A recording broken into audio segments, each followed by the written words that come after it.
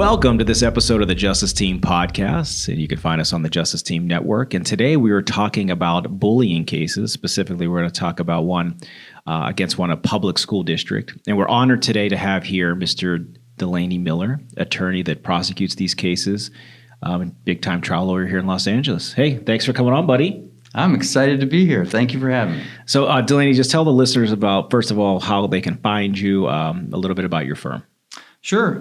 So I joined Windsor Troy, and we're the civil litigation part of the Métis law firm. We handle personal injury and cases against school districts and other, government liability cases. So windsortroy.com. Nice. And then how they find you specifically?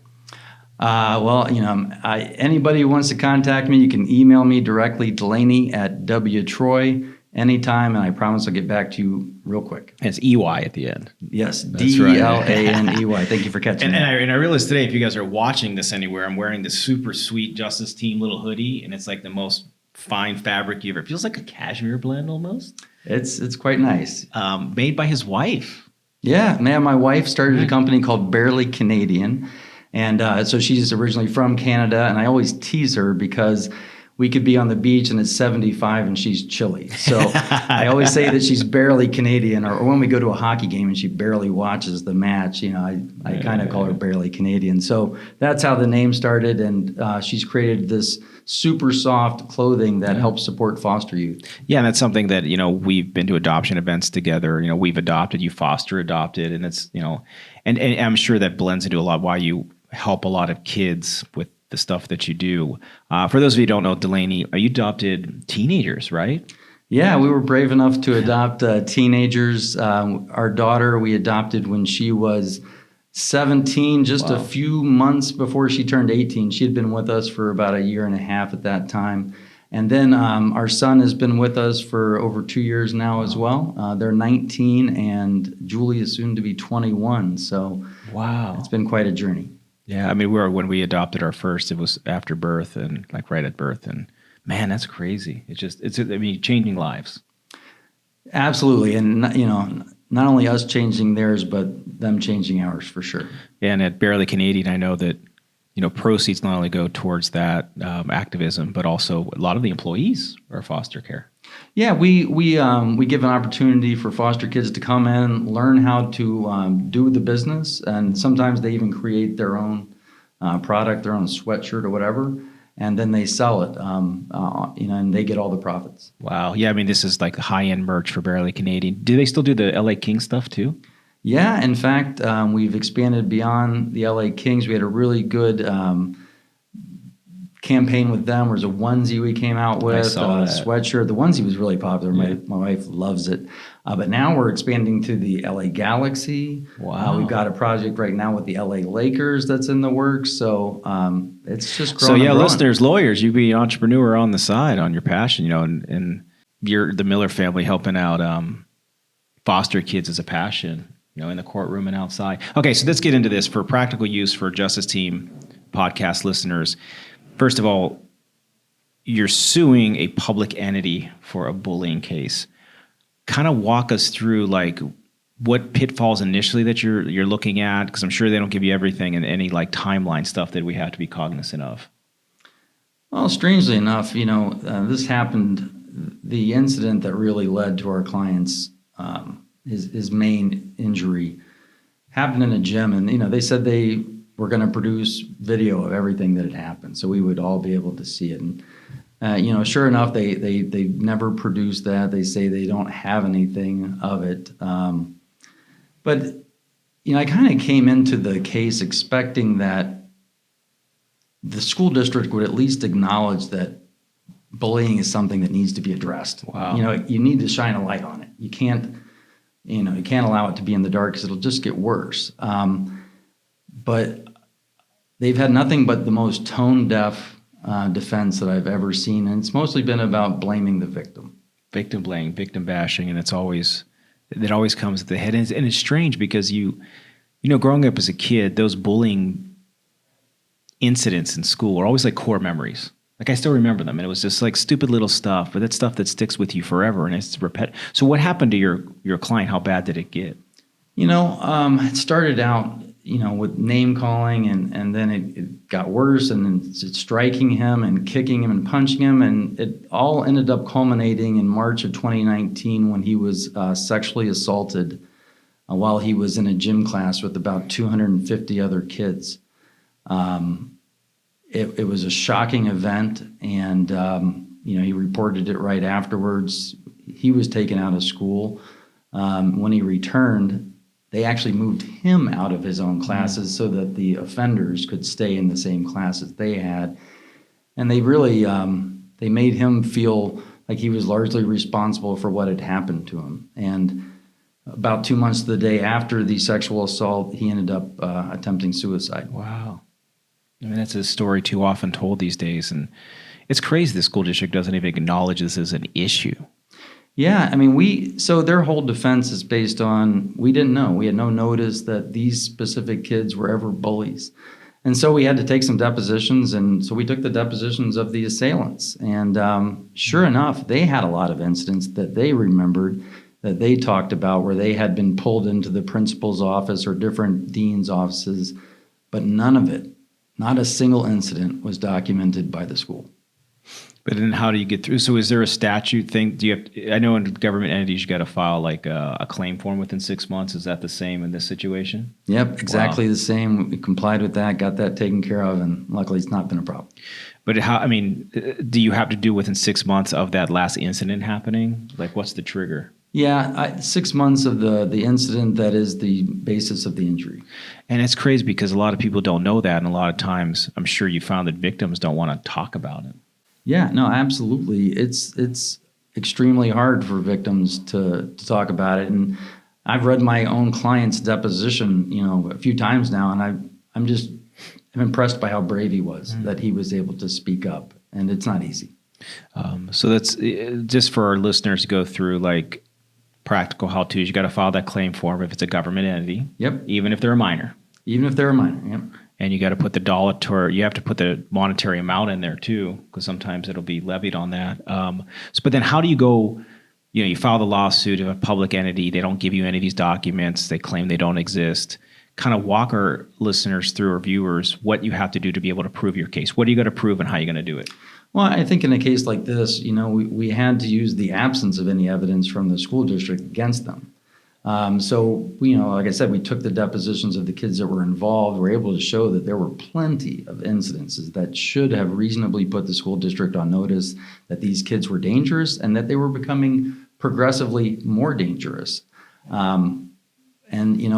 We had to fill in the gaps that the school district wouldn't give us the information for. Wow. But do you have, I'm sure they filed motions to try to throw your case away. Yeah, just fine. And Thursday last week was the motion for summary judgment, which was, we got the tentative Wednesday. I was so excited, denied, and sure enough, went forward on the hearing, and it was upheld. So, wow. So then what are to hold a public entity, a school, accountable for the actions of other kids, right? Because if you get to the verdict form, I'm sure they parse out the responsibility share of the kids versus the entity that could have prevented it. What do you have to prove your elements against the school? Well, you have to prove that they knew they had an opportunity to protect these children, and that they failed to do it in a general sense. And I think in this case, it's very much we can prove that they had a sand in the head approach about documenting incidents of bullying. And that just emboldened the bullies until it ended up reaching this point where, this event happened. Wow. And is there any limitation on the amount of damages you can ask for? Well, we don't have any punitive damages, obviously, but no limitation as far as what we're going to be asking for at trial. Wow. And then, how does it work? How do these schools pay? Do they have private funds? Do they have public funds? Do they have insurance that covers them? A lot of the schools are part of self-insured groups, but some of them also have policies as well. But from what I've seen, and I'm newer to this area, I've mostly been doing traditional personal injury, but from what I've seen, most of them are part of self-insured groups that come together and pull their funds. Yeah, and I think a lot of lawyers don't know that, or I feel like because we've sued school districts and they're like, how could you take money from the school? And it's like, well, you don't understand. They actually have insurance for these types of things. Yeah, we're not taking books out of the out of the hands of any of the students or anything like that. And it's crazy how people weigh those things. Like, what's more important, like the lives of the children, or like, it's just I don't know. That kind of bugs me. Yeah, and it's been one of the things that's really shocking to me is their whole defense has basically been that the kids should police themselves. And that's kind of, in fact, the gym teacher that was one of the defendants said that he expected all ninth graders to keep their hands to themselves, and that's what ninth graders. That's what he assumed happened. So it's amazing but I think you're right. You have to take the focus away from the kids and what they did, and more on the environment and how this was allowed to grow and become worse. I mean, that's expected behavior for 14-year-olds. Exactly. That's what they do. Like, I was in gym class 14 playing. We had ultimate dodgeball. Dude, you played dodgeball, obviously. Oh, with like those rubber balls? Yeah, oh God, yeah. We had one where they put us in the auxiliary gym, and it was 7th graders versus 12th graders because it was 7 to 12. But in this game, there was no line. Like, you could just hit anybody anywhere. You could run anywhere. Anywhere. And if you tackled someone and they dropped the ball, they were out. Wow, full contact dodgeball. I don't understand how somebody didn't die. But I'll tell you what, man, it made me a little tough. I remember 12 years old getting tackled by an 18-year-old. I'll tell you that, man. That's getting hit by a truck. Shit. But have they taken any procedures in the future to either document better or to try to curb bullying? They never did anything to even hold any of the assailants accountable for this event. Even though the police did an assault exam on my client that confirmed everything he said. I mean, he had ripped clothes from this event. It was so violent. No, they've just completely looked at it as if nothing happened.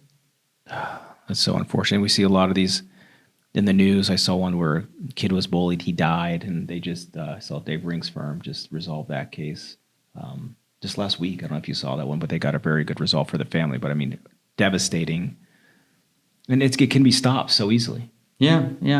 I mean, the nice part about our case is that our client, despite all the challenges he's been through, having to be medicated, having to do a lot of psychiatric care, I think there's a success story on the end of it. He's finally starting to see where he wants to go with his life, and I hope we can help him get there. And is he still in the school? He is now 19, so he's out of school, and he's contemplating his next steps. Wow. It's very altruistic I know what you do as a human being, being a trial lawyer, and also helping, being an advocate for underserved communities, children that don't have role models, father figures, and protectors, right? And I mean, did you find yourself gravitating towards that space, or have you always been that person? Well, especially with the foster stuff, my mom was in foster care for 11 years when she was a child. So knowing that and knowing just the gap in privilege that a lot of people have, it's always made me kind of gravitate towards trying to help people who don't have the privilege that a lot of us do. Yeah, and what are some charities or organizations that y'all work with? I know Barely Canadian, who I love that company, what you guys do. Any other charities or stuff that you work with that our listeners might be able to help? Yeah, one that we actually created ourselves is called Foster-Preneur.